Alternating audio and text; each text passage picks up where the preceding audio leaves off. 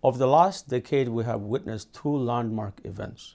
The first being the technology bubble and its subsequent burst, and the ensuing corporate scandals that led to the demise of highly reputed companies such as Enron, WorldCom, Adelphia.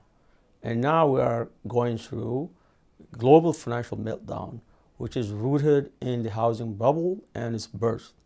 Now, these two landmark events have generated a lot of attention to high levels of executive pay and how pay is structured in the financial sector as well as in the corporate sector. Now, some have argued that ill-designed and flawed compensation schemes have actually led to those corporate scandals and aggressive risk behavior that led to financial crisis that we are currently witnessing. Now, at the heart of this debate is the following question. Do compensation incentives or incentive components in compensation motivate executives to perform, or just allow them to have incentives to actually manipulate performance? Now, in order to understand the question, we're going to look at the good side and the dark side of compensation. First, on the good side. In the market economy, where we have diffused shareholder ownership, shareholders themselves do not manage their own corporations. This thing is delegated to management, so leading to potential conflicts of interest that would be destructive to value. And the role of executive pay is to create an alignment of interest so that decision makers will be acting like owners. In that way, value is created in the corporate sector, which in turn allows enhanced growth of the whole economy. So that's the good side of executive compensation.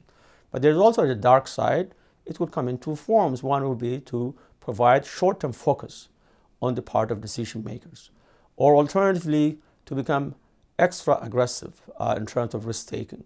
The short-term focus could actually arise from having incentive components which are actually tagged to short-term metrics, such for instance, bonus being tagged to short-term profits, which will actually create an incentive for management to forego long-run investment decisions that have long-run value consequences, such as R&D, which should have been good for shareholders, but it creates a perverse incentive.